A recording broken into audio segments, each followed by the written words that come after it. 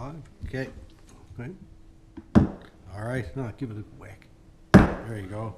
Good evening, everybody. I call our regular public council meeting for Monday, October 16, 2023 to order. Joining me this evening is one of our Mayor for a Day contest winners, Julia Martin. She's going to be co-chairing the meeting with me tonight, so be on your best behavior. Be nice to her. I told her don't be afraid to gavel you and kick you out. All right. So, oh. Yeah, read that. Agenda minutes. Okay. New business. Yeah, Councilor Tapper. Council Tapper. Do you have any new? Passed. Yeah. Okay. Manning this next. Council Manning. Do you have any new business? I'll do a welcome and condolences. Okay. Councilor Appleby. Councilor Appleby. Thank you. A thank you and a welcome. Councilor Goss. A welcome, please. Deputy Mayor. Congratulations and condolences. Mayor.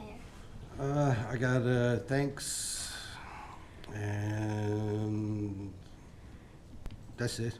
Okay, what about you, Mayor? Do you have anything? No. No? Okay. All right. Could I get a motion to adopt the agenda as amended, please? So moved. Second. Moved, seconded, all in favor? Aye. Aye, opposed? Carried. All right. There's a set of public council minutes there for October 3rd. Could I get a motion to adopt those, please? So moved. Second. Moved and seconded, errors or omissions? All in favor? Aye. Aye. Opposed? Carried. You can vote too if you want. You can lay that down for now. All right. All right, conflict of interest. There is a sheet there that was handed out with the one item there that's on it. If there is an issue, please raise it at the moment when it comes up. Okay. Conflict of interest. Oh, next one. Oh. All right, I skipped ahead of you. Sorry. Proclamations, presentations, question and answer session. Okay, and did we receive any online questions? We did not. Okay. Proclamation. We have a proclamation here, Miles for Smiles Foundation. Deputy Mayor. Whereas children are the foundation for a prosperous and innovative society, and the foundation for a child's growth and development is established when the community takes responsibility for creating healthy environments where our children can thrive. Whereas all children deserve to have a safe, stable, and nurturing home and community to foster their healthy growth and development. Whereas child abuse and neglect is important social concern that may affect long-term health and well-being of not only children, but also the adults they become. Whereas child abuse and neglect impacts our entire society and our society's future. Whereas child abuse prevention is a shared responsibility and finding solutions requires the involvement and collaboration of citizens, organizations, and government entities. Whereas this month we emphasize the importance of understanding the devastating problem of child abuse and neglect and commit to learn more about the behavioral and physical signs of possible abuse. Therefore, I, Mayor Craig Scott, do hereby proclaim the month of October 2023 to be National Child Abuse Prevention Month in the town of Torbay and urge all citizens to work together to help reduce child abuse and neglect significantly in years to come. So moved. Second. Moved and seconded. Any comments? All in favor? Aye. Opposed? Carried. Thank you. We got no presentations and we got no Q&As. Mayor's report. All right. Mayor's report. We don't have a whole big lot to report on. Just wanted to let everybody know that next week, November 7th is our next regional mayors and deputy mayors meeting. It is going to take place in the town of Balling. Sure, we'll have some items on the agenda that we'll bring back and share with council when we're done. Also, I just wanted to give a shout out to the choral group. Attended the concert last night at the church. It was really well done, and it was a great night, Mary, wasn't it? It's awesome. Yeah, and I want to congratulate them. That was, I think that's the first big concert they did like that, and they did a great job. It was amazing. So if I wasn't here tonight, I would have been up there again for the second show. But, anyway, that's all I got to say about that. I did receive a invite from Minister Haggie and the Premier to talk about the Northeast Avalon Northeast Avalon Regional Plan, the NAIR plan that we've been talking about forever, it seems. And we're going to have a discussion around that at the M&L convention. It's going to revolve around that. So I wanted to also, before we go any further, introduce everybody to our new CAO, Sandy Hounsel, who's sitting right here next to me. And I say that, Sandy, because that's the first meeting I'm probably going to drag you to with me. So they did allow, they sent back a clarification today that they would allow 2 representatives from each municipality. Typically, that's 1 council member and a staff member, so go ahead and talk about that. You're familiar with the Northeast Avalon Joint, Regional Plan, I'm sure. Okay, now, I'll turn the rest of the mayor's report over to you. What do you got to talk about? Do you want to talk about your letter that you sent in the context? Things that you highlighted? You want me to help you? Okay. So, Julie entered our contest and she sent in a wonderful essay, and I did email back to her and all the winners. So one of the things that she talked about was that she liked the Torbay Common and Canada Day celebrations. Yes, very fun. Yeah, and she also, and I thought this was really cool, that you said that you liked the combination of what? The city feel and the country feel of the town? Oh, yeah. Yeah, yeah. And what did I say that was the term for that was? Rural and urban, right? Yeah. Yeah, so she liked that. And she also, while she was riding on her bike, do you want to tell a story about how you fell in the ditch? Go ahead. I was riding on my bike down the sidewalk, and there was a really narrow part, and I fell into the ditch. There. So Julia requested that council remember the pedestrians and the bike riders that are going around the town when we're doing our budget. And you like the sidewalks, all right? Yes, Yeah, I that's do. good, yeah, good. That seems to be a popular opinion. So she was really concerned about pedestrian safety, which is, just so happens that it's one of the items in our strategic plan. So council has a strategic plan that outlines what it is that our priorities are, and that is one of the ones that are in our, that's one of our top priorities, so it's good for you to catch on that one. Do you want to tell a little bit about yourself now? Where you're going to school? I go to Juniper Ridge Intermediate. I'm grade 7. Anything else? What else do you like to do? I like to draw, and I like to sing, and I play guitar. Oh, see, talent, talent everywhere, everywhere you look, except for me, and I have none. We talked about that earlier. My only talent I got is talking. So, anything else that you want to talk about? No. No? Budget is coming up for the town. Is there anything special you'd like to see? No. No, you're good. You're very happy. Excellent. That's what I like to hear from our residents, young and old, that they're happy. All right, so thank you very much. Do anybody have any questions for Julia? She likes questions. All right. So we'll end our mayor's report there. What's the next item on the list? Business arising. Business arising. The business arising report is attached there. Does anybody have any items on that they'd like to talk about? No? Okay, excellent. Next, Julia, is what's next. Correspondence. Correspondence. We have a correspondence here from Deer Committee, request for financial support. We will forward that one on to Corporate Services. This is something actually that we've talked about in the past. I know that the other towns in the area get this type of letter too, so I guess we'll take a look at it and see what contribution that we can make this year and move on. Do you know anything about the Deer program? Well, it's really fun, Yeah. and I think it's a really nice way for people to learn about, like, right and wrong decisions. Oh, okay. So you learned from it? Yeah, I did. Excellent, excellent. All right, so there's some firsthand knowledge of the DARE program. We have a correspondence here from Nordy Savlon, or the Nordy Savlon Food Bank. We will forward that on to Corporate Services, and we will have a discussion around that, I guess, around budget time.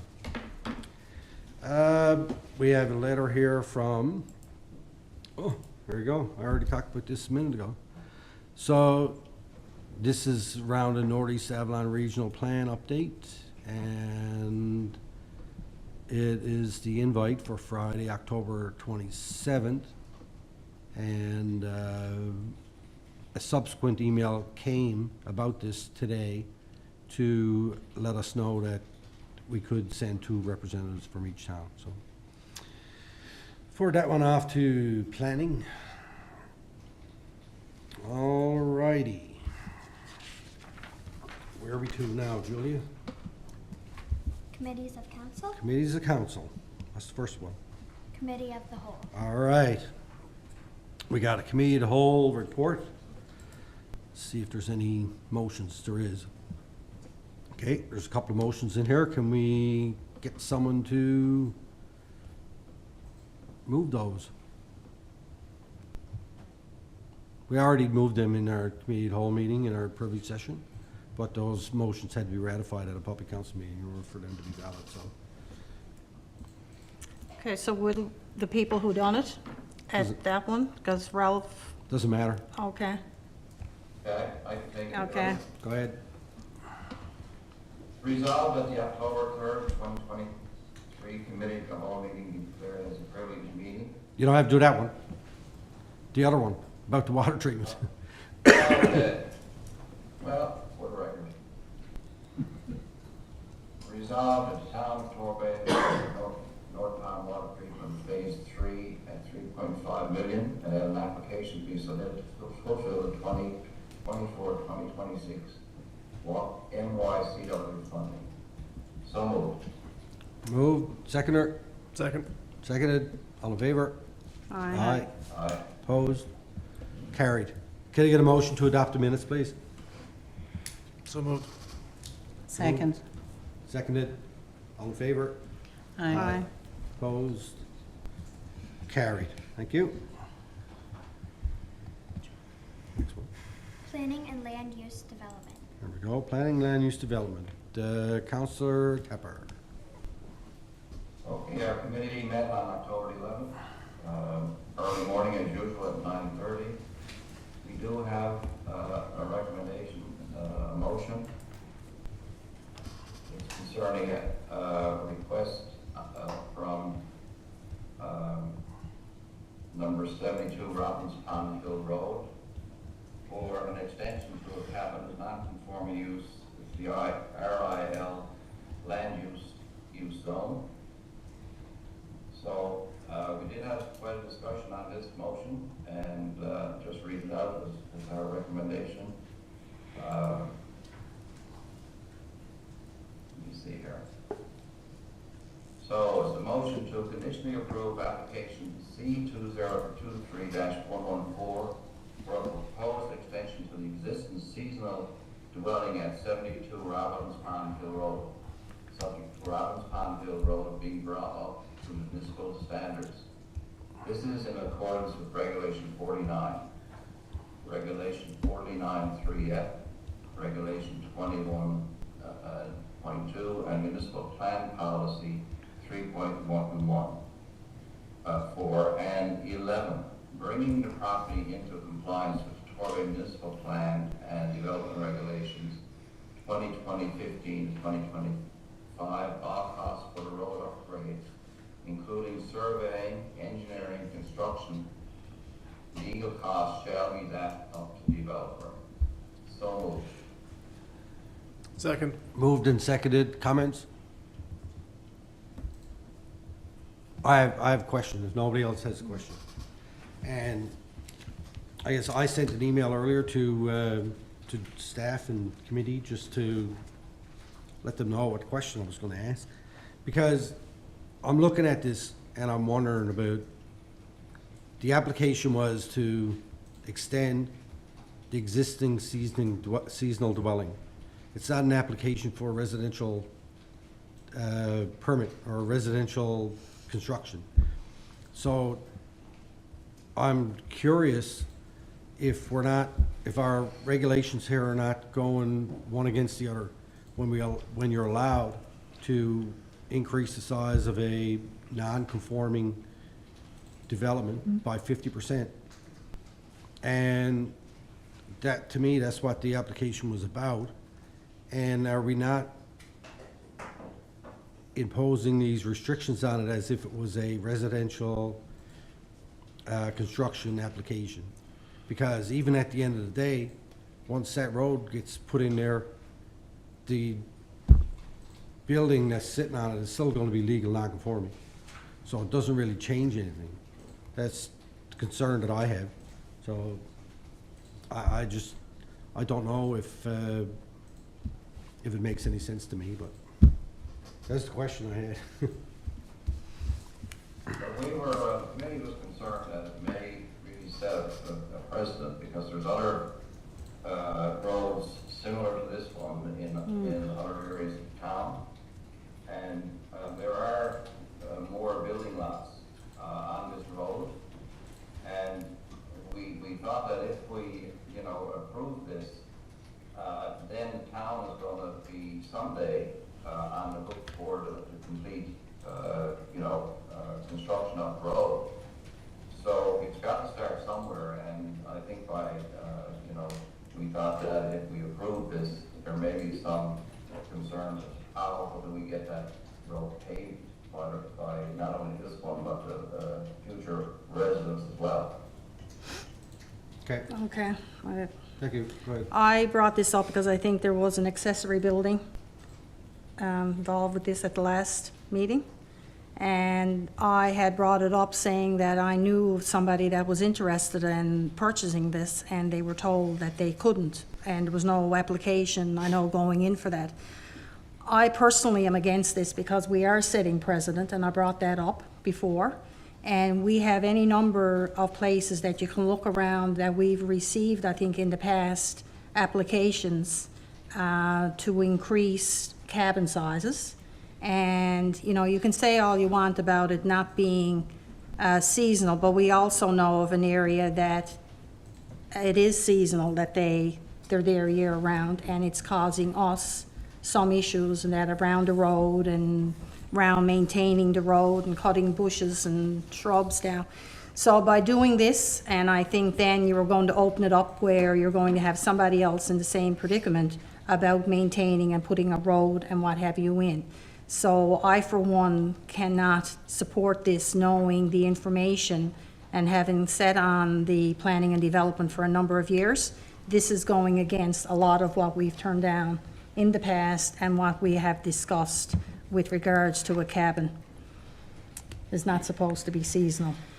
So, anyway, and if we do it for one, then how do we set? And I'm always concerned about rushing too quickly without having proper discussion on something that's going to be precedent setting.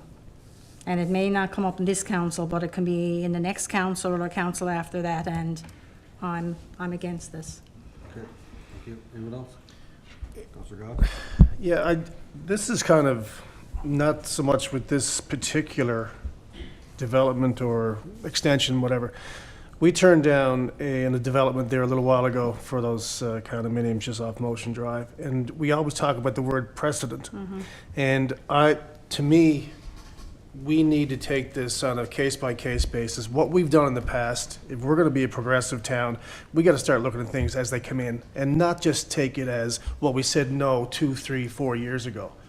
So I just wanted to throw it in there that let's not put ourselves in a situation where we're taking an opinion that we're going to turn stuff down because of something we've done in the past. Let's look at every single individual or application as it comes in. I just wanted to say that, please. Okay, thank you. Mayor, can I speak to this, please? Sure, go ahead. Thanks. This is really interesting for me. And, you know, it's well known that I grew up in the town of Bjorn and I came to the town of Torbay in 2007. So I don't have all the years of history that many people around the table do. But I know people who have that history. And when I first came here, some of the people that I met, they said, oh, my family are down the Bowling line. They had cabins down right next to your house. And you know where your house is? Well, Trina, this person had a cabin here, they had a cabin here, they had a cabin here. When I think about the development of this community over the last number of years, and especially since I've been here in this council, we've had amazing growth in this community. And when we looked at the conversations at the M&L table around regionalization and taxation and moving things forward, part of that plan that went into the provincial government was around taxing all residences. I think if we're going to have a real conversation about this, I think that we need to be looking at how do we grow our community in a meaningful way. This motion asks for the developer to include all the costs for surveying, engineering, construction, legal costs, and the road upgrade.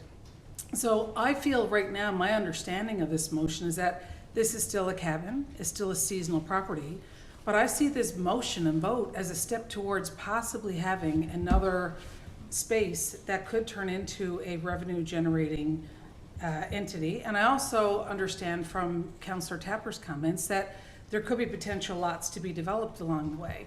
So I see this as a potential opportunity for growth. And I think the other thing that I would like to, I know the municipal plan review is being done right now, but to the conversation around those other cabins that are in the general area or within the town boundaries that we don't tax and we don't maintain services for. They're taxed. I think that we need to have that conversation and request that that's part of the municipal plan review and our taxation plan and policies go forward, because we're a growing community. We need to be inclusive and look at how we bring people in, generate revenues, and make sure that these things make sense go forward. So I have no problem supporting this motion as it comes forward, and I hope that it spurs more growth as we continue to move forward. And I agree with Councillor Goss's comments of, you know, let's sometimes look at new things. And we said no to lots of things since I've been here over the years that have turned into opportunities to say yes. And if we can say yes and we can grow a community, let's have that conversation. So those are my thoughts on this vote. Thank Okay, you, Mayor. thank you. Anyone else? I'm just gonna, I agree too with Councillor Goss's thought process, and things at this point, most of things should be looked on an as-is basis or one-on-one basis, and yeah, you're gonna do your comparisons and such. But it's time to move forward with a somewhat different thought approach. So, and Councillor Appleby, as you said, with the conditions that are in there, the town itself seems to be covered from any great cost that might happen down the road type thing. So I too can see am in agreement with as it is there, and everyone's thoughts on it actually. That's Thank you. it. Councilor Tapper, back to you, sir. Call a question? I see everybody's concern, but again, we had quite a discussion on this, and, you know, staff, with staff, and, you know, I feel that, you know, for this, and then again, there are other roads in the community that we gotta have a serious look at and identify them as to what may, you know, what developments may occur. So I still want to see this motion go through as presented. Okay, thank you. All right, all in favor? Aye. Opposed? Carried. Thank you. Okay, there is one motion as usual, is the permit listings. So I move to accept and approve the 2023 permit listings ending October 12th, 2023 as presented. So moved. Second. Moved and seconded. Questions? All in favor? Aye. Aye. Opposed? Carried. Thank you, sir.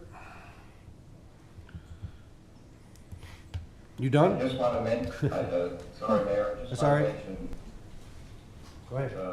there are some other items there that are listed that are very important. I just want to highlight a couple if I could. The municipal plan review, the planning and public engagement week is November the 27th to December 1st. And that's very important as to, we are reviewing our municipal plan and we need as much feedback as possible. So get the public on made aware that, this is happening in November and throughout. We have a committee engaged and there's a lot of good work being done on that front as well. The housing acceleration funding application was submitted, I'd say a month or so ago.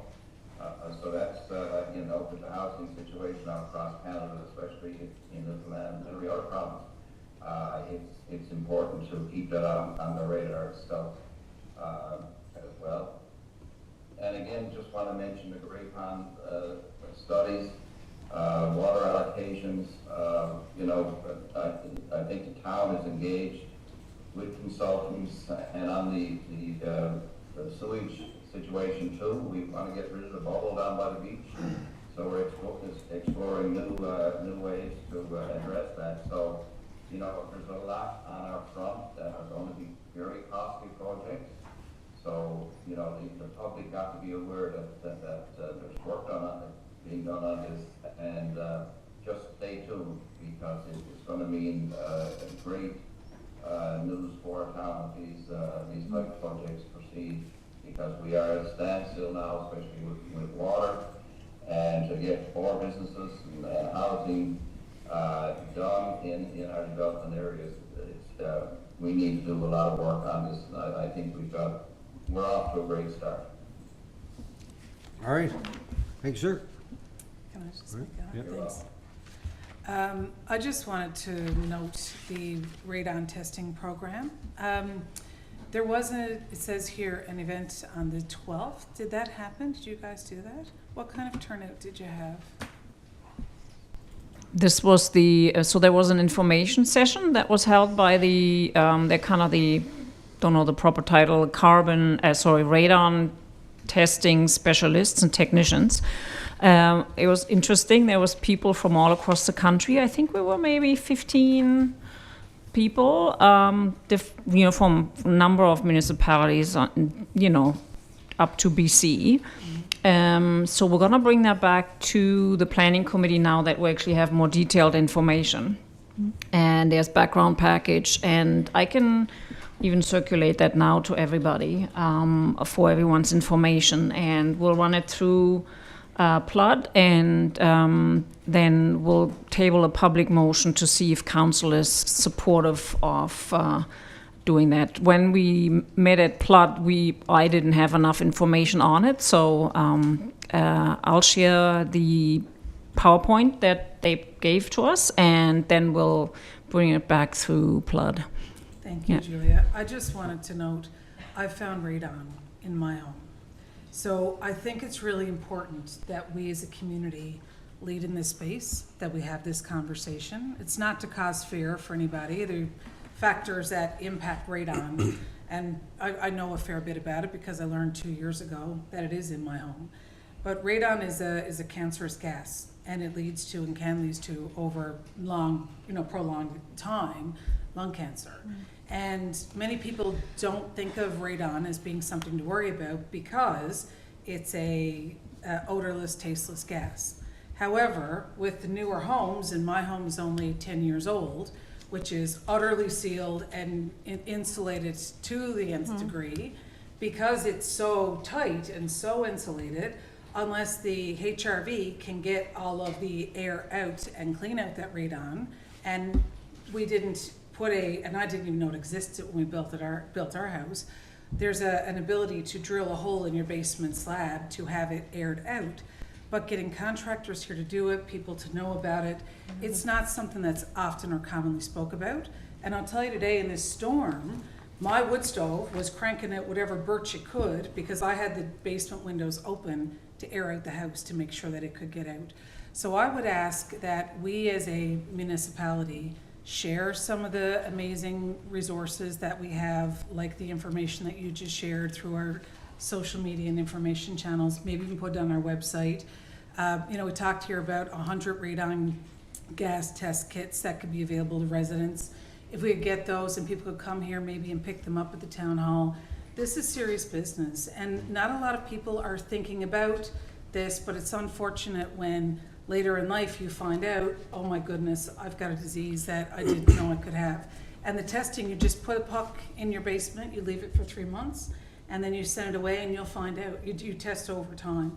So I think that it's something that we need to have more conversation about, create more awareness in the community. And I led a session on this a couple of years ago at M&L and spoke about the radon that was in my home and my learning.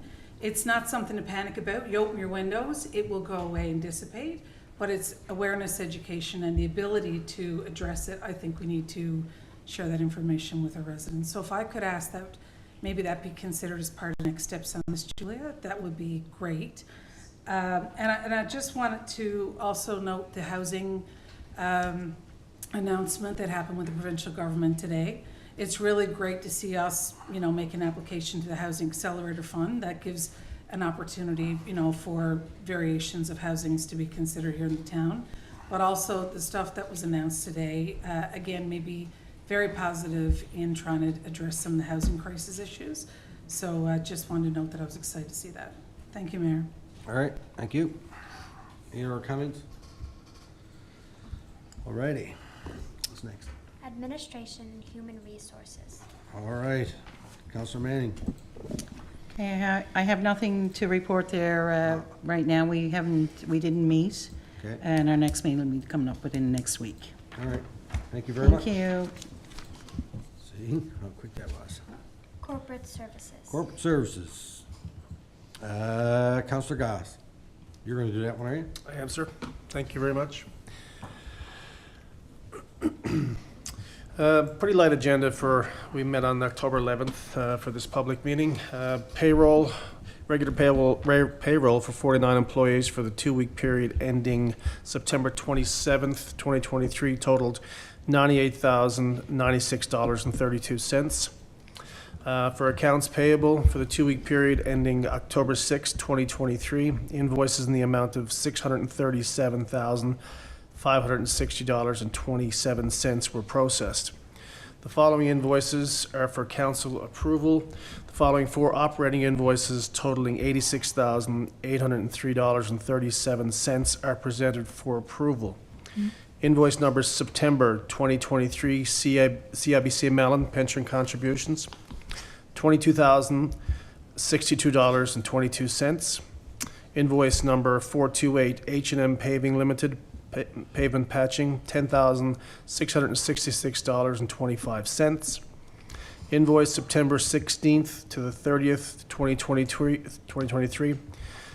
Receiver General, statutory employment deductions, $43,424.69.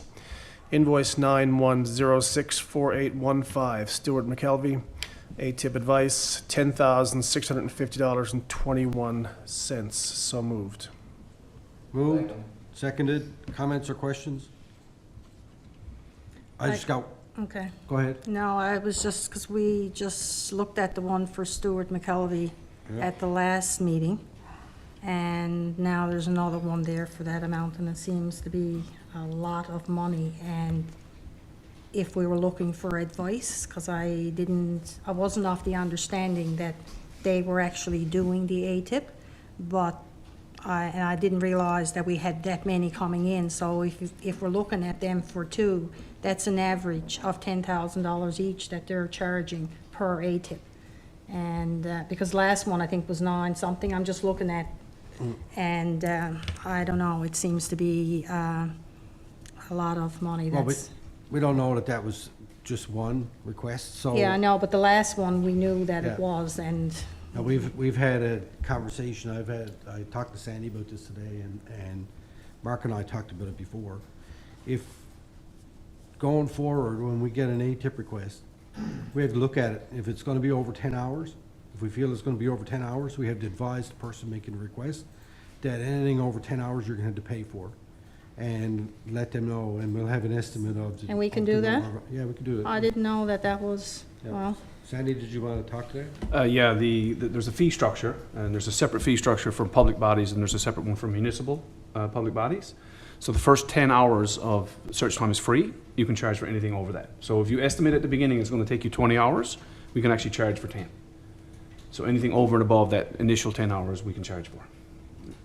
it's good to know. Can I ask a question about that? Is there a standard rate for those fees, Sandy? Yeah, there's a fee schedule attached to the Okay. or it used to be, but I can look into that. That's not a problem. I can find that Alright. out fairly quickly. But there was a fee schedule attached which set the rates that you would charge. Perfect, thank you. And the second question I have is, Deputy Mayor is absolutely right. It's a crazy amount of money that's been spent here. I'm curious, though, about the decision-making and the approvals in this place, because ATIPs can be, my understanding is right back and ask for extensions for reasons. And I'm curious to understand who's approved engaging legal at this cost. And also, I'm curious to know, did we write back and ask for extensions in these cases? Because maybe these costs could have been avoided had we have written back and explained that there were situations that were extenuating. Would there be an ability to receive those extensions? So I'm just curious. I can answer those for you. Yeah, if you could. So, yes, every ATIP request that we've had since the former CAO left was requested for extensions. Okay. For the very reason, we didn't have anybody else that was trained in doing ATIPs. Yeah.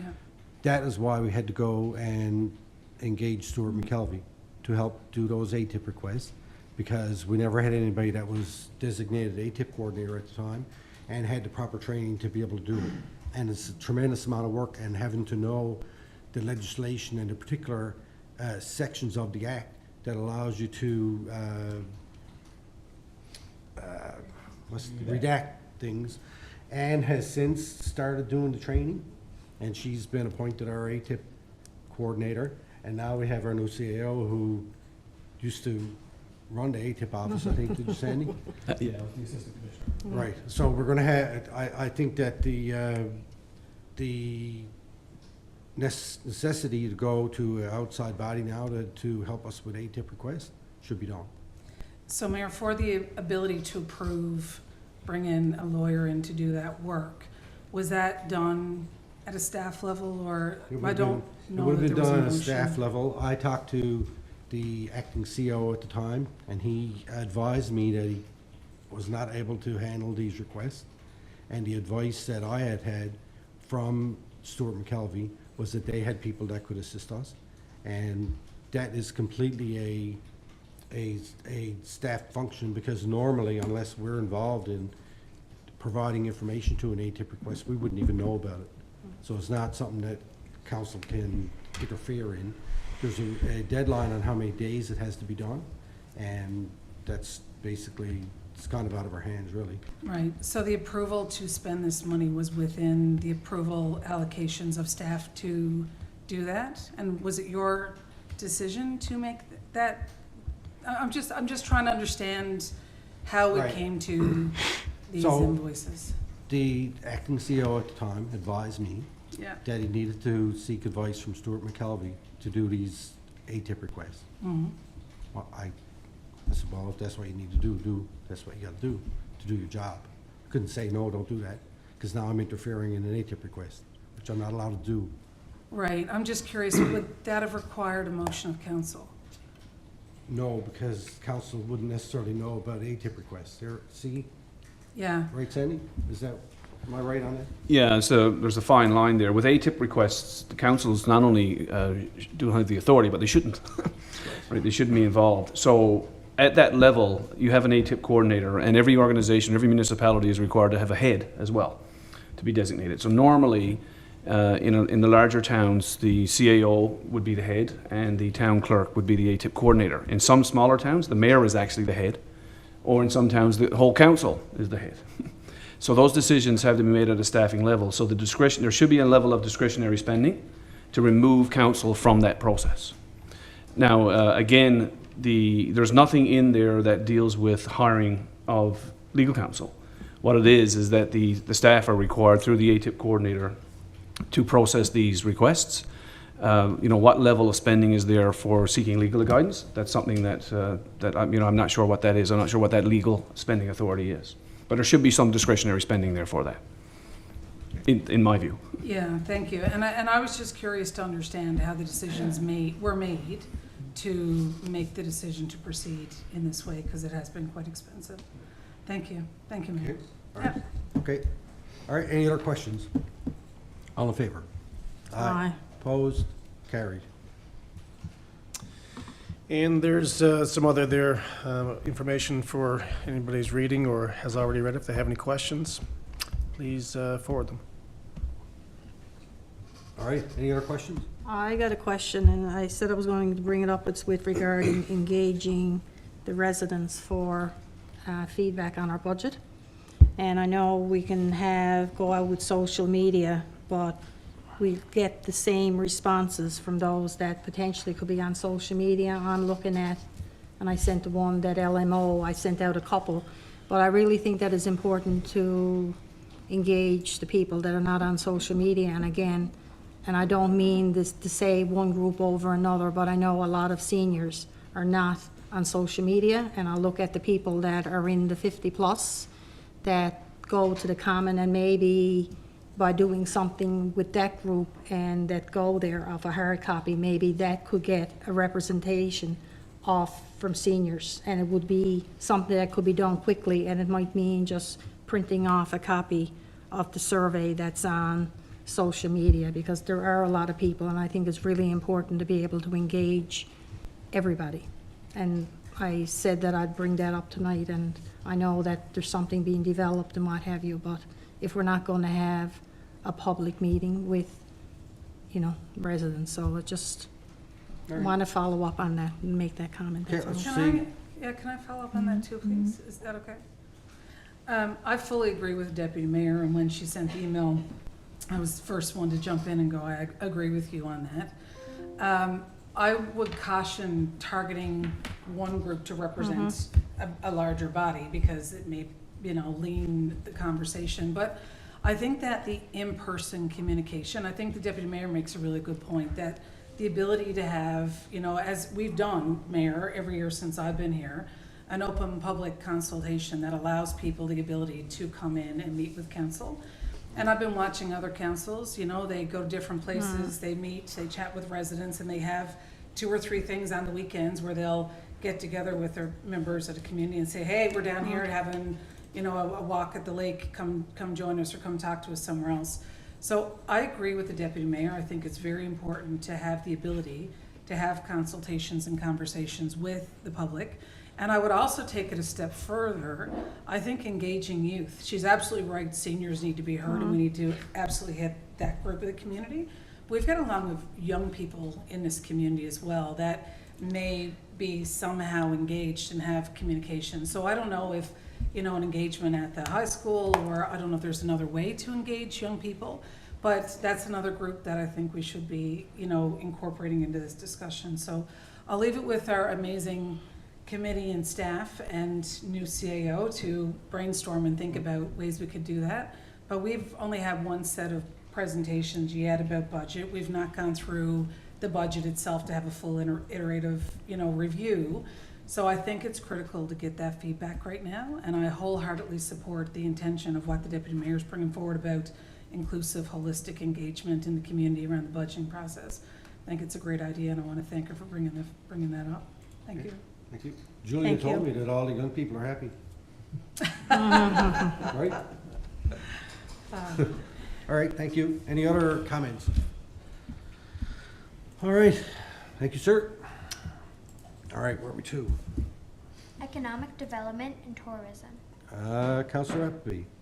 Thank you, mayors. I appreciate that. Myself and Councillor Manning and staff member Cameron Spencer, our marketing coordinator, who's been amazing and wonderful and has stepped in to help us as we're in the process of getting a new economic development tourism officer. We met on October the 12th, and the meeting commenced at 7 to 8 p.m. There's a typo there, meeting commenced at 8 p.m., so we just need to update that. I missed that one, my apologies. We chatted about the business directory on the Town of Torbay website and the updates that were being made to that. Some businesses had closed. We had a really good conversation about the Shop Local Torbay, and I got really excited about ideas and possibilities, and my amazing colleague at committee helped me take all these ideas that I had up here, rein them into achievable goals that we could look at. So we had a really exciting, engaging conversation, and the idea was, you know, Shop Local Torbay was set up, in my recollection, to profile the businesses and show what we did. But then we had a bit of a brainstorm and thought, well, could we grow this into something else? And if a business has a website, could we attach that there? And could people maybe, you know, look at engaging online? And is there an ability to grow Shop Torbay into a space whereby local businesses could actually do some sales through that site? So we have the business directory, and you can look up businesses and, you know, check them out and see, hey, there's Post Tap House, I want to know about them. But could Shop Torbay be used if they have a website whereby they're selling, say, their merch? And if you want to get a toque and you want to get a shirt, and for Christmas you want to get a beer glass with the Post Tap House, could you possibly have it set up and work through there some way as well? And we're really excited, and it's in here, we had a conversation about the market that's coming up in November. But would Shop Torbay, be local Torbay, be able to be turned into something whereby if you came to Torbay and you visited and you were like, oh my goodness, I gotta have that item, that you could come here and find the business and reach out to order it. And I know cousins of mine, when Ray and Ted had the business up on the hill, they would come to Newfoundland, and when they come, they love that shop. They would make a point to come here to go there. So I think it's really important that we explore that idea, see what's feasible. Councillor Mang did a really good job of reining me back in on the idea of, you know, here, where are we going? Now, Trina, that's great, but what can we do and how do we build it one step at a time? So we made a really good team in this conversation, but I thought it was really excited. Cameron was really excited about it. He's going to be doing some work on the website this year. So it was the beginning, I think, of what may be a brainstorm to explore more things that we may be able to do, support our businesses, grow our town, and grow our ability to do what we do. And Mayor, I know that you, and I've been at conferences with you, where our Torbay video has been front and center. So maybe if we're sharing that, you know, at other events, then we could have like Shop Torbay turn into a link where people can go in and shop and buy cool stuff from our stores. It's just, I was just thinking, you know, like there could be something with that. So it was a very exciting conversation. It's the first person that you need to get to know when you go to a convention, the AV guy. Well, you've done a really good job, and we've been at many conferences where you walk in and you see that video, and the mayor's going around, we're proud. Look, I got it. They're going to play it here. So I think, you know, I think there's lots of really cool stuff that we can do with our communication, sharing our beautiful town, you know, sharing the information about our businesses, and really building on the opportunity and potential that we have here. And as a town, we don't engage in the business of the business, they do that, but we can support, promote, and provide platforms and spaces where, you know, they can do those transactions as long as they're a business that's registered with the town. So it was a really, really cool and interesting conversation, so we'll see where that goes. I think the new economic development officer is going to have a busy role, as Councillor Manning and I keep having these meetings with Cameron and brainstorming ideas. So lots of cool ideas for them to come into. Small Business Week. There's going to be an event in partnership with the Portrush Cove Chamber of Commerce happening on October 20th from 9 to 11:30. This is open, you know, for businesses to come and have a conversation, and really what we're looking to do here is to get people together, have a conversation with business development. I think it's going to be a great session. I know that I won't be able to attend. I'll be working at that time. And I believe Councillor Manning had a conflict as well. So unfortunately, we won't be able to be there, but if other members of council are available and would like to participate, and we'll certainly encourage anyone who's interested to start a business, has a business, wants to learn, show up please, and participate. I'm sure it's going to be a great event. And then we had a conversation about the fall community market. So the call for resident vendors was made on the 6th. The Friday, we opened up the call for any and all vendors that may be interested. We're really excited about this event. You know, this is always a good event, and I know in recent years it's been, you get a few who are signing up, and then all of a sudden you get this big shoof of people who are interested. But staff are excited. They're looking at the layout of the common, how they can do that, what we can do. Part of the conversation that we had was about maybe engaging some of the volunteer groups in the community to see if they want to come and have a, you know, serve a hot chocolate or some engagement, you know, that would be nice coming into the Christmas season. And really looking forward to just hosting people, you know, showcasing vendors, letting people shop local and do that networking and socializing here in November when it happens. So yeah, it was within the hour. We have packed in a lot of excitement, fun, and great economic development conversation. And that's pretty much it for me. I'll hand it over to Councillor Manning if she has anything to add to the report. All I have to say is well said, Councillor. I'll leave it at that. You pretty much covered everything there. Yeah, A little bit less time than our last meeting. Thank you. yeah, we had a good time. So, Mayor, if there's any questions, by all means. But All right, any that was questions? Nope, okay. All right, Thank thank you. you very much. Where we going now? Yeah. History, heritage, culture, and arts. Deputy Mayor. Okay, we had our meeting last Monday, which was the 11th. And the agenda was, well, I'm not going to get into the particulars on that. There's a couple of things here that I wanted to highlight. One being that the mold removal is now complete up there, which I think is a big relief for everybody. Contaminated shelves have been removed and surrounding areas have been cleaned. There's some issues with getting the humidity to a certain percentage, but that's being worked on and feel that it can be obtained. And I know Noah was going to have some conversations with you, Brian, regarding that.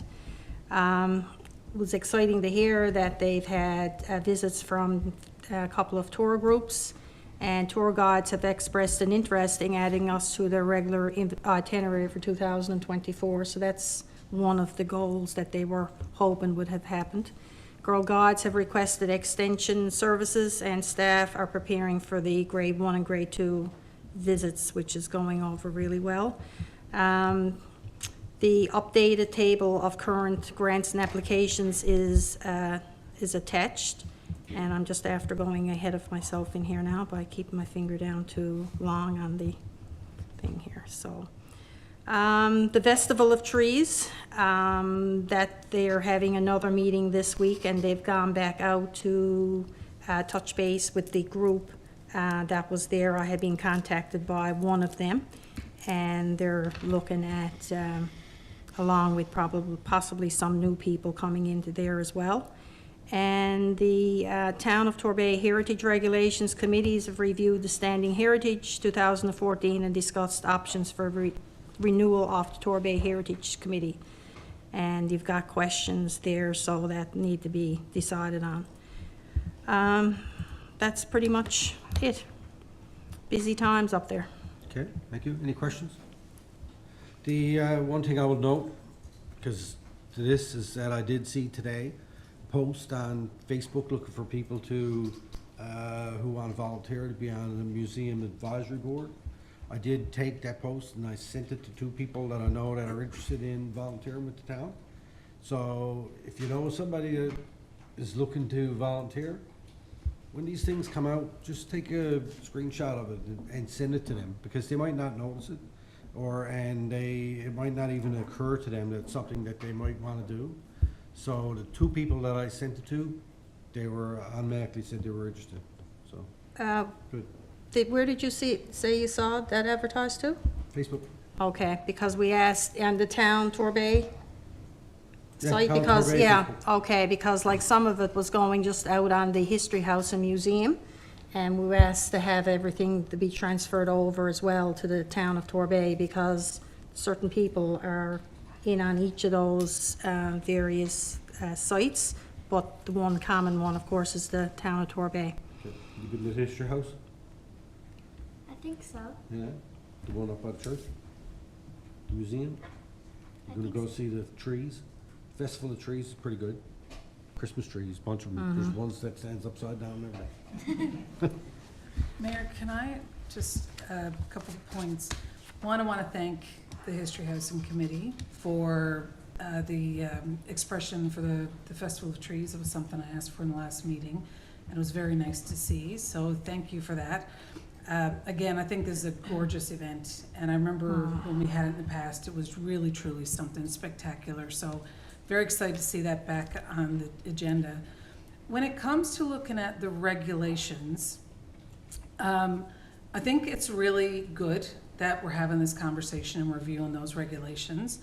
You know, I'm curious about the questions that are here though, because the the advisory committee is part of what we have under the regulations here. There's the establishment of a municipal heritage and advisory committee. So I'm assuming that is the same committee that we have an expression of interest out for now, which is the committee that advises the History House.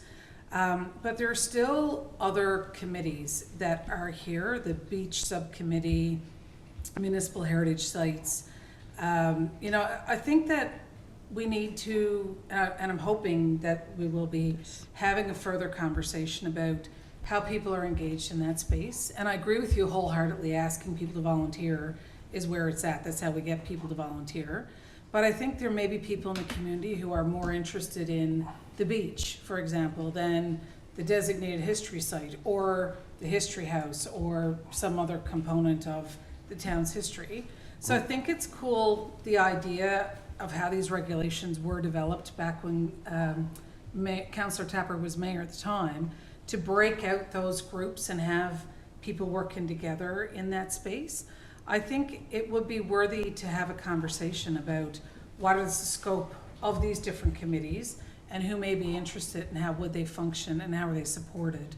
Because I think Deputy Mayor, you're right, that there needs to be a conversation about, you know, these regulations were put in, I believe, in 2014. Do they need to be updated? Are they in line now with what we need to do?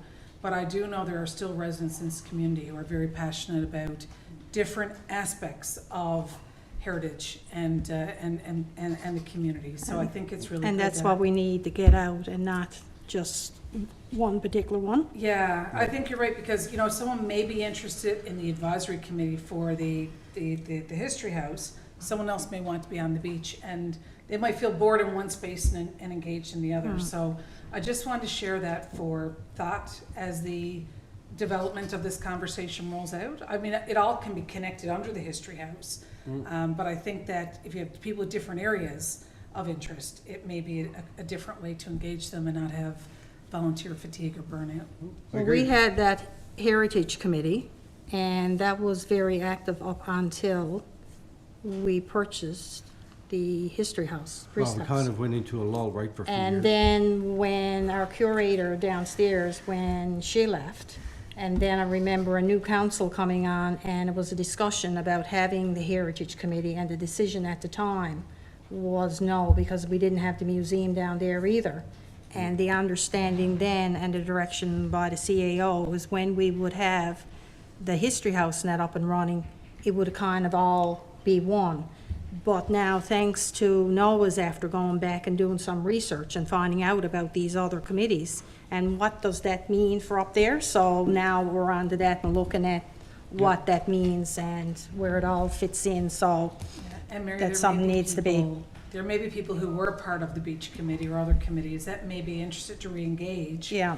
in this space if we were to reach And if out. you can find, because I know Councillor Tapper was thinking about who you know, in the community would be interested in any of those, because a lot of these committees and the people that are on them, you know, they're probably up in age or got the ones we did look at, and health issues, so then to revisit that all over again and see where we go, so, Yep, sounds good. yeah.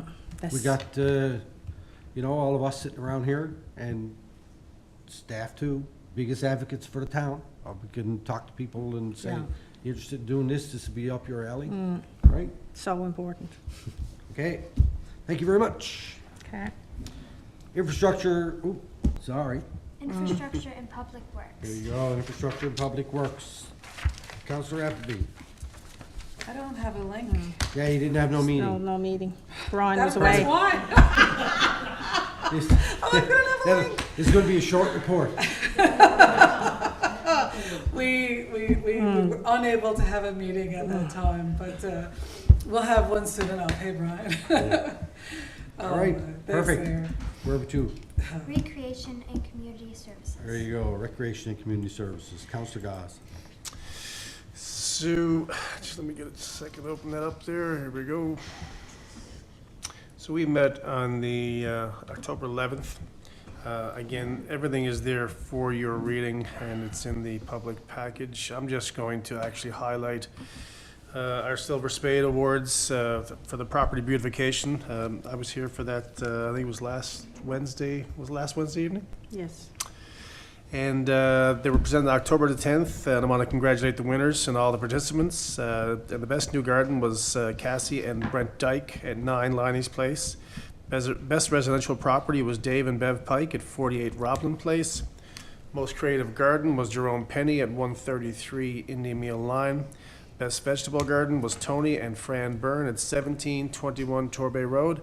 And the overall winner was Rose Goss at 1555 Torbay Road. I would like to congratulate and thank everybody for participating, and especially the winners on taking home their prizes. It's much appreciated, making our community much more beautiful as we go, and hopefully we'll get more people involved. And I think, as the mayor said in the awards, that we're probably going to have some rebranding on that. Yeah, I made an executive decision. There Yeah. was no one around to hold me back, so I did it. And I talked to the residents and the people that participated, and Scotty, and said next year we got to change our approach and kind of rebrand it.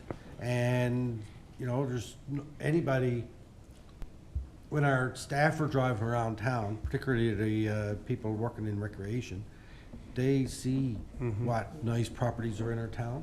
There's no reason why our staff can't say, oh, this was a staff-nominated property for ones that might get left out, Agreed. because they're all individually and independently judged anyhow. So we get more people involved and more properties. I told them to call some sponsors and get them on board too. So let's see what happens when you leave. If you leave me alone, We'll leave you by yourself. The wheels goes off. Beyond that, everything is just there again for reading as part of the public package. So if you have any questions, by all means, shoot away. Thank you. Questions? Yeah, thanks, Mayor. Number one, I want to apologize for missing the Silver Spade Awards. I slipped last week and really hurt myself, so I was unable to attend, but I did see the stuff on social media, and it is really important, and it's really great to see people invest so much time, effort, and energy into their properties. So congratulations to everyone there. The one that I really wanted to touch on, in addition to that, is the seniors' Christmas dinner. It says here that we're looking at dinner for more than 90 residents, and money will need to be reallocated to cover the expense. And we have this conversation every year, and I think it's really important. You know, I was down at the Common this week, and I drove by. It was after dark, and I saw somebody out walking their dog, and as I was getting ready to leave, I saw this person go over to the cabinet, open it up, take out some food, and I drove off. I didn't want to raise any attention there. But number one, I want to thank the people in the community who have been driving that and putting food in that, because that's very important. But the second piece here is, I think for the seniors' Christmas dinner, every year the conversation is, can't get a ticket. I want to, they went on sale, I can't get a ticket. And I know, Deputy Mayor, you have advocated for this every year, I have advocated for this every year, we've had this conversation every year. I'm wondering if it's possible to have the conversation about, can we open registration for the seniors' Christmas dinner and share it and allow people the opportunity for their senior in the community to register for a meal. And I think then, once we know what that number is, then we come back and we have this conversation about reallocating funds. Because I don't think at Christmas, when it's cold and it's dark, and people are isolated and they're in their homes and they may have mobility issues, they should not be able to get a nice dinner if they can't get out. And I think the other thing is, maybe our new CAO could check into it for us, but, I can tell you right now, as a counselor, I'd be more than happy to volunteer my time, gas, energy, and effort to deliver these dinners to family members, seniors, if they can't get out, to bring it to the door and have it there for them. But I really think this is a great opportunity for us as a municipality to look after the people whose shoulders we stand on today. And I would ask that we entertain opening this up, having that conversation, see how many seniors would be looking for that dinner, and then to see, is it possible or feasible to meet and not have any senior go without that dinner this year. Because every year, it's the same conversation. I think there's an opportunity for us to do something about it this year. I agree, and I thought this was still, wasn't confirmed all total yet. Because, 250 at least to me is a reasonable number for seniors dinner. We can't do dinner for every senior in the town. We probably got 1,000, right? So I don't think every senior in the town needs the dinner, though. I never but- said. No, I don't, I'm sorry, I didn't mean it that way, Mayor. I didn't mean it that way. But I think if somebody wants to register for it, to be able to attend, and if they're mobile and able to look at the sitting space conversation, and for those who aren't able to get out, is there an ability to get the dinners to these people? And I know I would make the time to do that. I'm sure other people would be interested to volunteer and do Yeah, that. I've delivered them in the past, and so has Deputy Mayor. Yeah, so I think if I could ask maybe that be considered and a recommendation come forward after discussion. I gotta get in there because, with regards to this, and we spoke about this, I guess after, the Silver Spades last week, it just came up in general conversation about the 90 residents, and, Scott, we'd end up having Third World War, because a few years ago, they were actually lined up to the road, and that was for a cold plate, COVID, or I don't know, it was in the midst of that. But this is something, and, every year over the last number of years, before the Common was ever built, was down at the Kinsman, and then we moved it to one of the schools, Juniper Ridge. But that's something that the seniors look at, and every year we've expanded it. And when I asked the mayor, he was thinking like 200. So I guess when I seen it being down to 90, I was surprised. So I think if nothing else, each year in the budget, there has to be money allocated to that, to look at what we are going to provide. And my understanding is that there will be a cost. There's always been some cost associated with it, because if there isn't a cost, we had it one year, it was free. Couldn't believe the amount of people that never showed up. If there's $2, people will go and give that ticket to somebody else. So I guess the big thing now is that the staff there have to go back and look at what they can get and try to break even or get half the funding back, so it's left back to Jen and her staff. Yeah, we'll have a look at it. I will say, just keep that in mind when I do my presentation tomorrow night, because I requested $12,000 last year for this year's budget for seniors Christmas dinner. It didn't get approved. We do have a couple of caterers that are giving quotes that are lower than the 12,000 or 15,000 that was proposed to be budgeted. So it is possible, but I think we do need to look at maybe even having some sort of cost. There was a huge issue, like staff actually got verbally, I don't know what the word, accosted, I guess, when we ran out of free meals a couple of years ago. So, but we will look at it and make a plan, but we are planning to have it for 200 as of now. And our staff do deliver. Like, I think last year for Christmas, there was people who were sick with COVID, and our staff delivered them, so that's not a problem. We've Thank you, had, Jen. I had a few people that contacted me, because I think we're probably one of the few towns that don't have, and it could even be on a separate time, that offered to bring food around to anybody, right? We 'Cause did it some- last year. No, but at another time, because they were people who were sick and couldn't come that night, right? But then I think what they're looking at is some shut-ins, is what Councillor Appleby is looking at, that couldn't come out, and and you take that. It's a different thing than not being able to show up. So, and I really can't for the life of me remember being involved with any discussion to remove $12,000 out for seniors. So that got by me. It wasn't removed, it was a new request based on the year before that, it getting added and having to be a motion of council to reallocate money for it. All right. So it was a Yeah, new okay. ask in snow treasures. All Okay, right, thank you. And to your point though, Jen, if we're paying 30, 40 bucks for a meal, then if we gotta charge Yeah. like 10 or 15 to get it, because that's not outrageous either, you know, so. Can I ask Anyway, one we'll leave more that with the question staff of to look at. consideration? Just one last one. I understand the conversation right now around businesses catering, but, you know, I wonder, we have a multi-million-dollar facility with a state-of-the-art kitchen over there.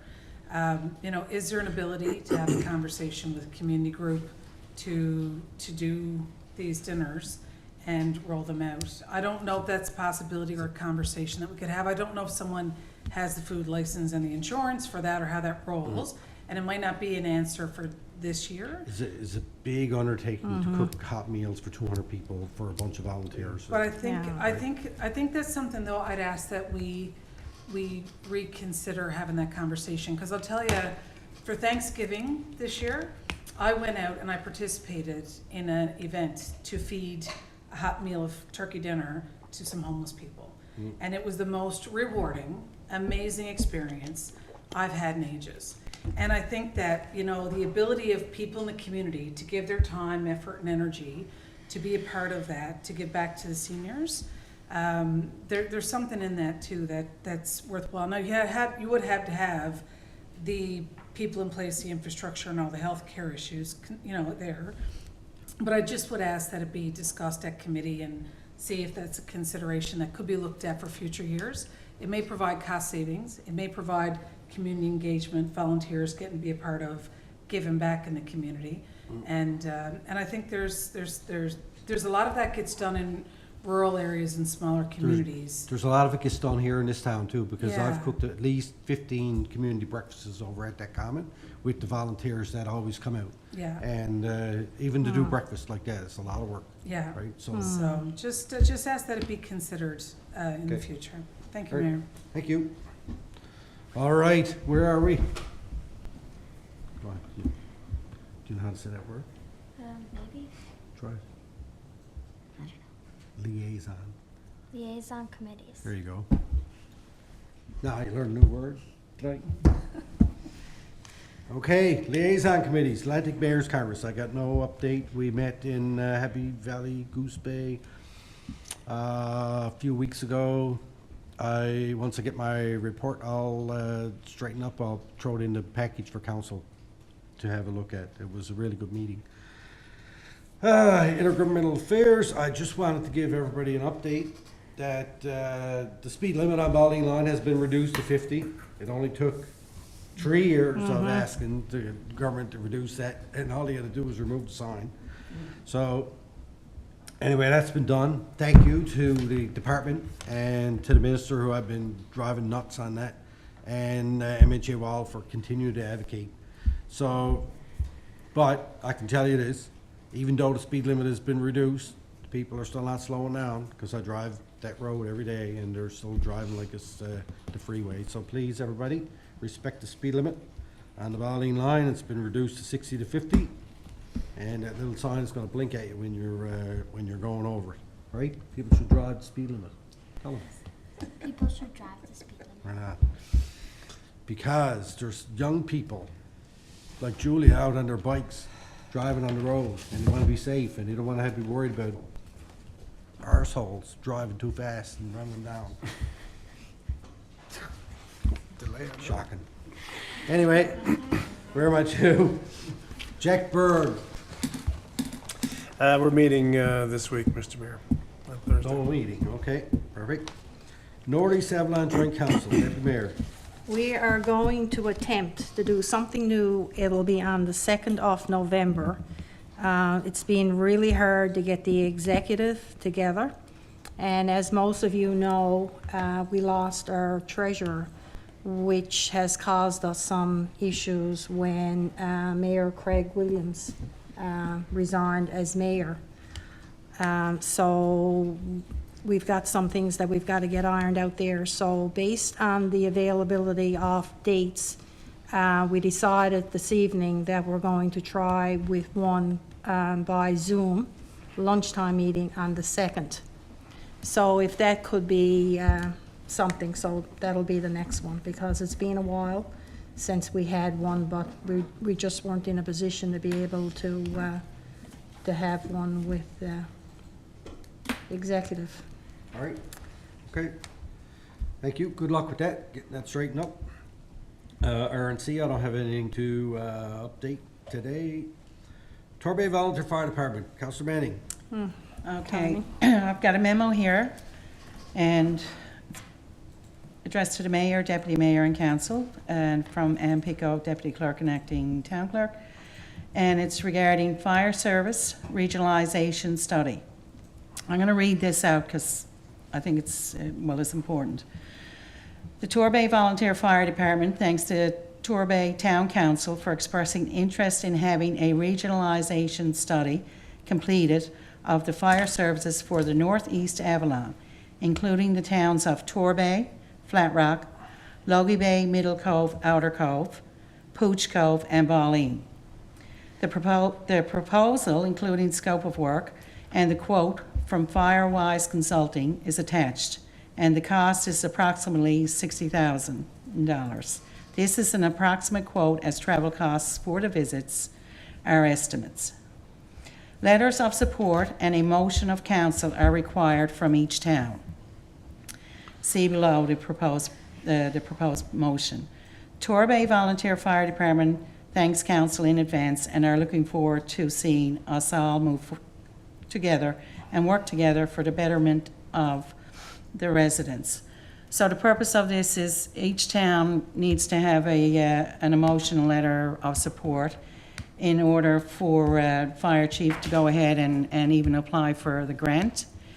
And I do know Town of Flat Rock has already sent in their letter of support, so I expect their next meeting will be their motion. And this is the motion for Torbay. Resolve that the Town of Torbay support the Torbay Volunteer Fire Department, Town of Torbay's application to the Community Collaboration Grant for a regional fire services study. This study will allow the towns to build a plan towards regionalization of the fire services on the Northeast Avalon to provide a more comprehensive and more efficient fire service for the residents of our towns and for those visiting the Northeast Avalon. So moved. Second. Moved and seconded. Comments or questions? Yeah, I do. Thank you, Mayor. I absolutely support doing this work and conducting the research. My understanding is when we had this conversation that the application will be for funding that is provided under the regionalization money that's available with the province. I'm curious, though, about the consultant and the process to identify the consultant. I'm looking at the information here, and I'm seeing consultants who were in British Columbia responding to our region. I'm just curious if I could get some understanding of how this was done to identify the consultant, engage the consultant. Was there anyone in Newfoundland, Labrador, Eastern Canada that was available? I don't know. Councillor Menege might not have that information. But I do think that's something I just want to have some clarification on, if I could, please. Okay. Do you have more information on it, or? Do you? No, I don't. No, Well- not confidently. Chief Goody contacted me, and I think there was only one person that could do it, right? That was able to do it. Do you have any additional information? Yes, there we go, thank you. Thank you, yes. So I reached out to Fish and Associates and never really got any reply back from them. They're the company, they're in the States actually. They're the ones that did the ambulance review for the whole province here. So I thought because they would already know our province a little bit, I reached out to them but never really got anywhere with them.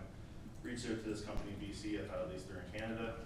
From what I can find out from Googling and looking online, doesn't seem like there's anybody else in the Atlantic region anyways.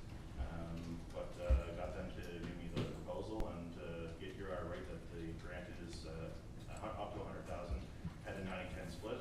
So the quote came back at 50,000, but that was estimates based on travel costs is just ballpark, no definitive numbers in that. So I figure I'll put in about 60,000 just to be safe.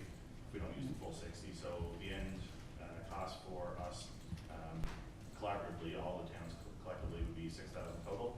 So the town's contribution might only be 2,000 or 3,000 at top amount, whatever kind of thing. So, and then this is just to do the study to see, is it possible to do the regionalization? If it is possible, then how does that look and how do we do that? So. Perfect, thank you, Chief. And that was the question I had, because guaranteed, somebody's going to come to me and say, why did you pick someone from British Columbia to do this? And that's the answer, so very much appreciate it, thank you. So we didn't go out with an RFP, a request for proposal, for online somewhere? It was just through your contacts because, Consultants to find out. And I'm pretty sure this is within the allowable amount under the Procurement Act. That's $100,000 or something, isn't it? So we're good. no, it's just in case there was somebody here that could do it. That's the only reason why I asked that. The consultant looks to have these specific fire department expertise that I would expect would be required for this work. So it wasn't so much the consultant, for me it was more just a question of why someone in British Columbia, because I'm sure I get a phone call after this meeting being asked and I want to answer. So I fully support doing this work. I think this is another part of that regional cooperation where municipalities come together, fire departments come together and have a conversation about how do we work together as a collective. So I'm all for this. Yeah. Okay. Did you have something you wanted to add, Sandy? No, I just wanted to confirm that that's well within the limits, so that it just would be the 3 quotes. But if there's no one there to provide those 3 quotes, then we should be okay, public procurement. All right. wise. Okay, any other questions? All in favor? Aye. Opposed? Carried. So you'll do up the letter N and I'll sign it and Bob Junkel. We'll be big enough to better go and at least pass it there as well. So. All right. Thank you very much, Chief. Did you want to give us an update on how the Fire Prevention Week stuff went? You might as well are here. You just get up, stand up and do it. Is the microphone on? Oh, turn the mic on. Just press the button Rodney. there. I'll turn Chief, there you go. Yeah, so last week was fire Before we prevention. start, this is our Mayor for the day. Assistant Mayor, Okay, Julia. This is Welcome. Chief Goody. take it easy on me, okay? Craig, did he meet the new CEO? Oh, that's I have your not new met CEO. yet. That's your new Sandy, boss. yes. That's your new boss, by the way. I shouldn't have shown up here tonight. Yeah. So yeah, last week was Fire Prevention Week. Everything went wonderful. So we had our open houses. The weather was perfect both nights. There was no rain, it was low winds, so it was perfect. We went and visited the schools, did the fire drills. Everybody got out safely and in an organized manner and well within the time limits that we like to see. So that was great. We did the inspections of the 3 schools and no major issues that came up during those inspections. We had our little event with the grade 4 classes that we have every year, Sparky's World Series. It's basically a fire safety trivia game with them, and that went wonderful as well. And we had our parade last week, so if you heard all the sirens, that's all it was about. So that was great to have lots of trucks and cooperation from all the other departments as well. I think we had like 20 vehicles in the parade, including Coast Guard and other fire department organizations, like fire safety organizations. So yeah, that was pretty much the gist of the week, and like I said, everything's going good. So To that point, I apologize. That's the first parade I missed. yeah, I missed it too. So I had a big crowd at my house that day. I had to cook. I ended up at the vet that day, so I missed it as well, but, so, Oh, congratulations on your matrimony. yeah, thanks. Excellent. Yeah. All right, thank you, sir. All right. Anybody got any questions for Chief while he's here? Just a thank you. My thank you to go around was gonna be for what you guys did. I didn't get out to the events. I harmed myself last week slipping on a wet step.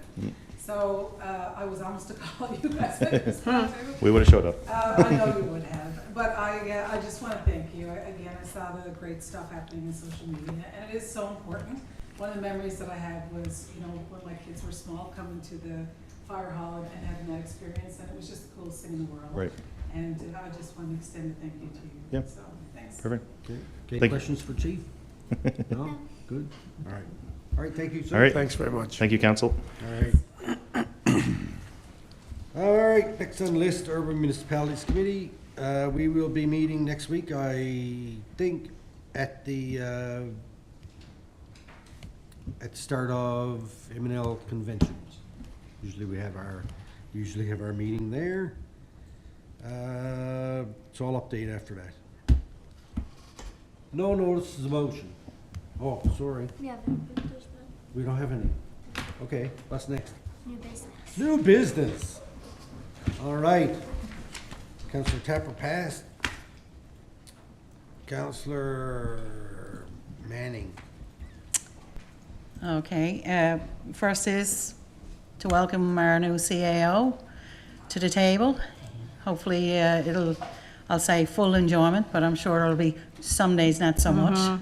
But welcome aboard, and just looking forward to working with you and getting things done. Absolutely, thank you. I'm very excited about it, so. Excellent. And secondly, now I have to send out condolences to my sister-in-law.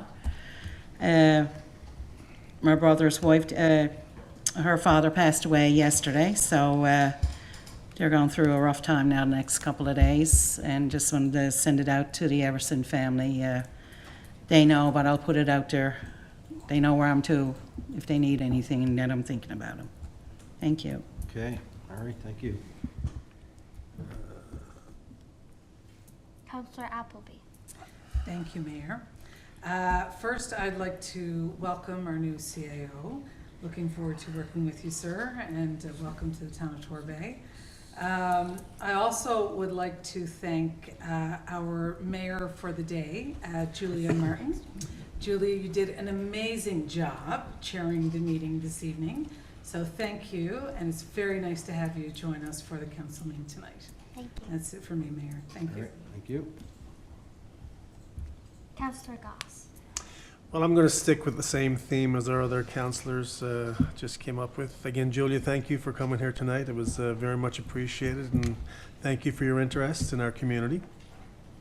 And Sandy, again, welcome aboard. I look forward to, while it was sad to see our former CAO, retire, I'm glad to see, we're going to have some more proactive conversations about how we can make our community grow and help it grow, and really, make this a town that can have bigger things that we expect as a town and as a council. And I really look forward to working with you. Deputy Mayor Thorne Goss. Well, thank you, Councillor. I got to ask you a question now. Is Darren Martin your uncle? Yes. Because when your dad came in, I had to take the second look and say, is that Darren down there? And then you didn't make eye contact, and I said, okay, it's not him, but, yeah. Anyway, I know your uncle then really well. So now we know where you get all your talent. Yes, and she said about singing, so now it's all in the family. Anyway, great job tonight, Julia. Thank you. I just wanted to say congratulations to the Silver Spade winners that got Councillor Goss listed. I can't go without saying big congratulations and a job well done to the choral group last night. And the mayor stole my words because I said, and I was even debating coming to the council meeting tonight. I really wanted to go back and see Councillor Pollard perform up there. Councillor Tapper, you missed a wonderful show last night. They were amazing. Don't let us stop you. That might be still on up there, actually. Anyway, The other thing that I just wanted to say is a big welcome, like everybody else, to our new CAO, Sandy Hounsel, and looking forward to working with you and under new direction. So welcome aboard. And that's it for me. All right, thank you. Did you have anything you wanted to add? No, you sure? You want to thank council for having you tonight or anything like that? Yeah. That would be a bad idea. Thank you. All right. You don't want to praise the mayor up at all? Anyway, I want to thank you, Julia, for coming tonight, and I really enjoyed having you here.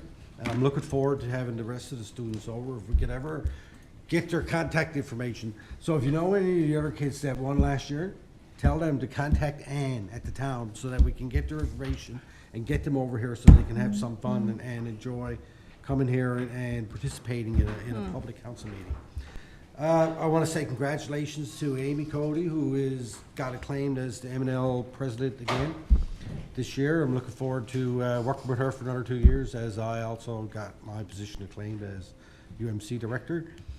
I want to thank staff for all your hard work for the last couple of weeks, as I always do. I know Mark is not here, and I want to thank him for the work that he's done filling in before Sandy started. I'm going to wait till the next meeting and do that when he's here, because I think it's important that he did a really great job for us, so I'll make sure to do that.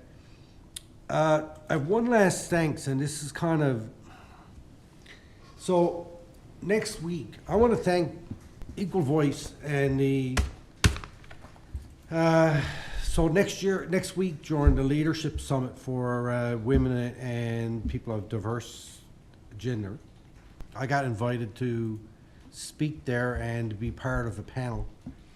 And as far as I know, I'm probably the first man that's ever participated in one of those meetings and had an opportunity to be there and to be engaged in that space.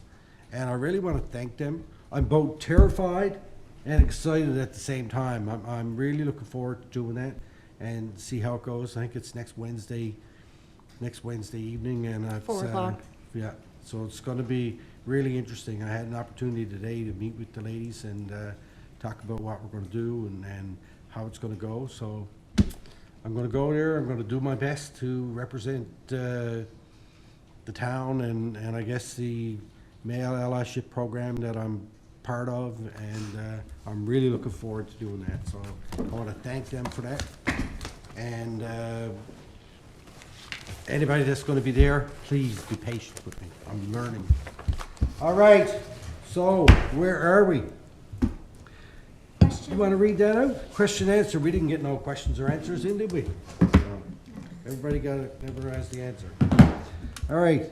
Next public council. All righty, the next public council meeting is scheduled to take place Monday, October 30th, 6:30 p.m. right here in the council chambers in the town of Torbay. And with that, Julia, you should call for a motion to adjourn. There you go. All in favor? Aye. Opposed? Carried. Thanks. Slam it again. I move it. Yeah. Councillor Appleby moved. Councillor Goss seconded. It don't really matter. I can just adjourn the meeting anyway. You don't even need that motion. Thank you very much.